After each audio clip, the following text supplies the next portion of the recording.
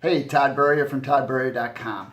So, how do you know who to invest your time in when you're building a team? This could be true for anything that's self-directed. Right? It could be anything from real estate to insurance to any kind of business, but it's extremely applicable to the home business world and networking and in any way, shape, or form, whether you're doing referral marketing or direct sales, etc., and you're building a team. Because talk is cheap, right? It's easy to say, well, I'm going to do this and I'm going to do that. Matter of fact, one of the biggest red flags for me in my career has been that person that goes, I'm going to be the biggest person you've ever seen, right? I've never seen any of those people actually ever do anything. Just telling it like it is. So remember that red flag.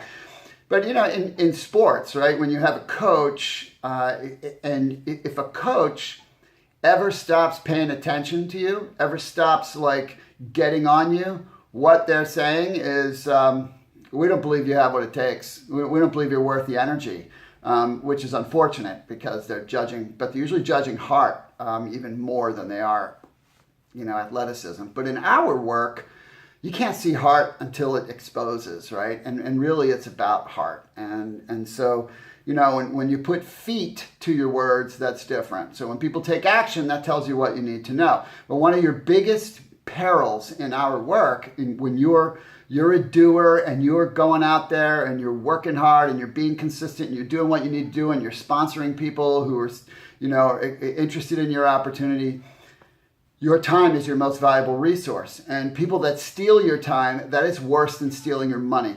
It is worse than stealing your money because it costs you multifold. It doesn't just mean you wasted time with that person, right? It affects you emotionally, especially early in your career until you get this.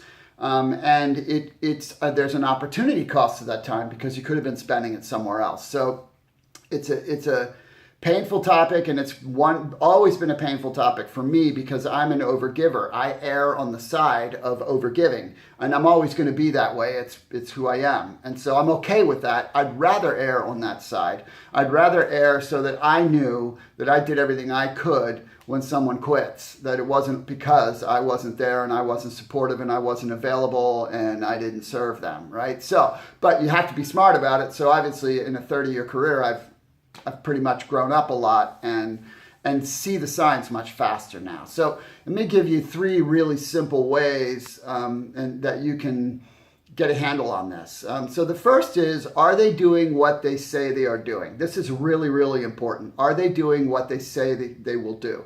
It's not about the size of their goals. And I'm just going to tell you, if you judge people based on the size of their goals and that's how you determine where you will put your time, you're gonna have a hard time, right? Because you never know how someone's going to grow up. That person who's just interested in making $100 a month could end up being a major player over time. But a lot of people are like, oh, I'm not fooling with that. I'm not fooling with that person, right? I'm looking for the big hitter. Big hitter, I mean, poop. Yeah, that's a great way to get nowhere. But you want to understand that there are various levels of the sift, what I call the sift, right? So, classically, when you sponsor someone, that's their first decision, that they're going to take a step. So they buy their initial products or whatever, however you're bringing them in, and then you're going to have them go through some sort of starter training, right? You should have a kind of a fast start type of training that gives them all the things that they need to do to get ready to go. And so that's the first test, right? Because the next thing ideally is you're going to have another conversation with them, whether it's in person or by video or however it's going to be, to kind of launch them, right? That's the best process for getting someone started. And so step 2 is, if they're going to have that conversation with you, did they watch the next thing? Did they go through the training you provided for them? If the answer is no, that's a red flag, right? That's a red flag. They now have not done something they said they would do. And then the next step is someone does that, right? And after you've met with them, right, there's not much that they need to know in order to get started. And that's your job, is to help them know what they need, right? How to make a contact, what information to send, how to tell their story, right? Those kind of basic things. From there, it's action, right? And so, are they now taking action, and action at the level that they set? That's really, really important, because consistency is everything in our work, right?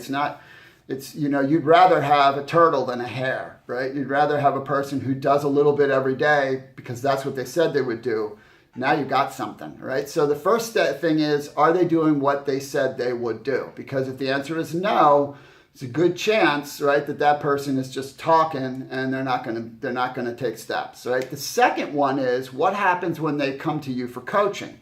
So if they start to take action, and then inevitably they're gonna experience the ups and downs, right? They're gonna have the emotional highs and lows. They're gonna have people that are unkind to them. They're gonna have people that say things they don't know how to answer, and so ideally you want to be debriefing their activities within a week, right? Obviously, you should be in touch with people through that process, but you want to debrief their activities so that you can help them move forward, right? And so when you coach them, when they come to you for coaching or when you purposely coach them, what do they do with that?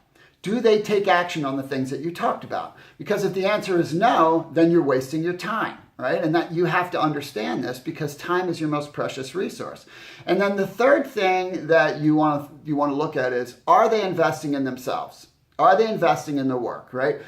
And I heard this said that home business, network marketing, referral marketing, it's a low-cost business, but it's not a no-cost business. And ideally, the cost is on yourself, right? Investing in training, investing in events, investing in coaching, investing in tools. Those are all things that make sense to invest in, because you have to grow the human being. And so if they're not willing to invest in themselves and they're asking you to invest in them, think about that.